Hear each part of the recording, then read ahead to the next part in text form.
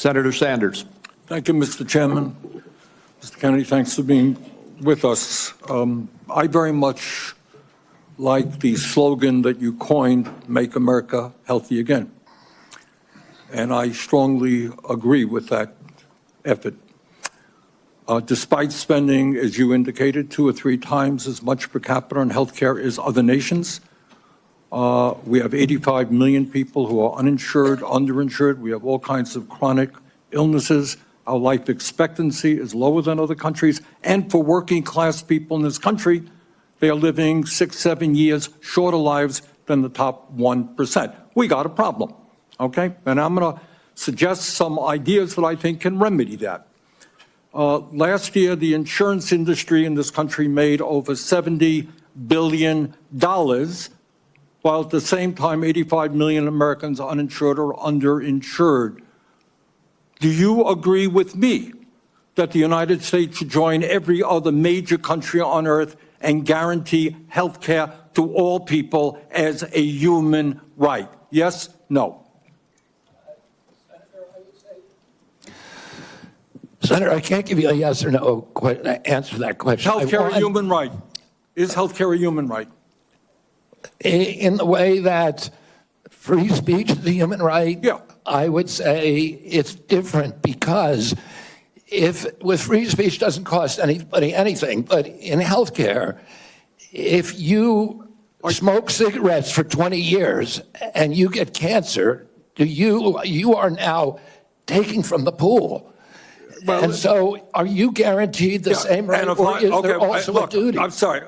I'd love to talk for an hour with you. We got a few minutes left here. All right. Every other country on earth says healthcare, whether you're poor or rich, young or old, is a human right. I'm not hearing you say that. All right. You've talked about the drug companies, and maybe we agree on this one. As you all know, despite the drug companies making over $100 billion in profits, paying CEOs outrageous compensation packages, we, in some cases, pay 10 times more for the same drug. Will you support legislation that I will introduce which says that in America we should not be paying a nickel more for prescription drugs than people around the rest of the world? Yes, no? To equalize it? Not to equalize it, that we should not be paying more than other countries for the same damn drug. President Trump has asked me, in fact, I had a meeting with President Trump a week ago where we showed him the charts. He knows the charts. We're paying 10 times more from Europe. That's right.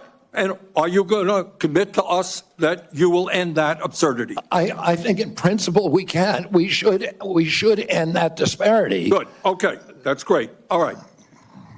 I happen to believe that climate change is real, it's an existential threat, and it is a healthcare issue.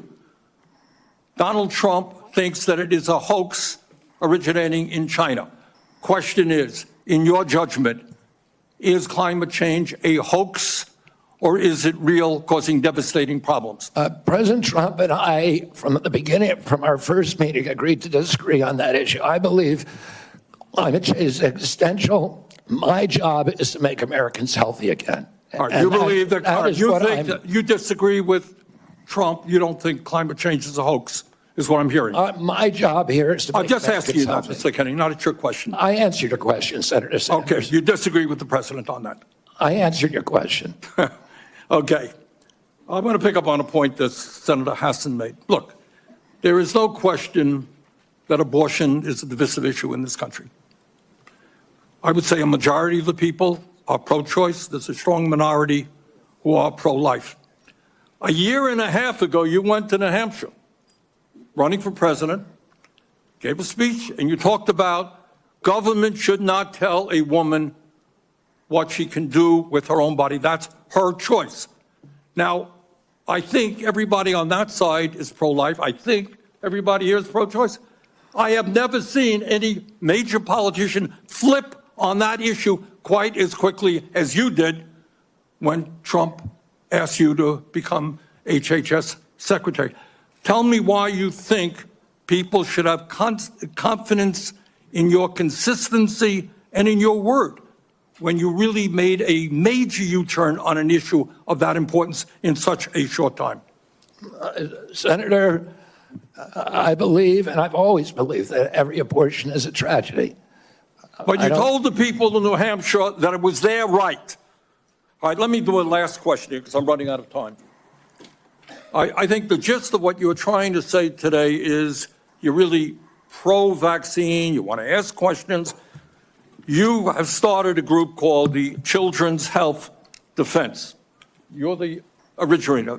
Right now, as I understand it, on their website, they are selling what's called onesies. These are little things, clothing for babies. One of them is titled Unvaxxed, Unafraid. Next one, and they're sold for $26 a piece, by the way. Next one is No Vax, No Problem. Now, you're coming before this committee and you say you're pro-vaccine. Just want to ask some questions. And yet your organization is making money selling a child's product to parents for $26, which casts fundamental doubt on the usefulness of vaccines. Can you tell us now that you will, now that you are pro-vaccine, that you're going to have your organization take these products off the market? Senator, I have no power over that organization. I'm not part of it. I resigned from the board. Yeah, that was just a few Leadership. months ago. You founded that. You certainly have power. You can make that call. Are you supportive of this? I've had nothing to do with Are you leadership. supportive of these onesies? I'm supportive of vaccines. Are you supportive of this clothing, which is militantly anti-vaccine? I am supportive of vaccines. I will. I want good science, and I want to protect. But you will vaccines. not tell the organization you founded not to continue selling that product. Thank you, Mr. Chairman. Senator Blackburn. Thank you so much, Mr. Chairman, and thank you so much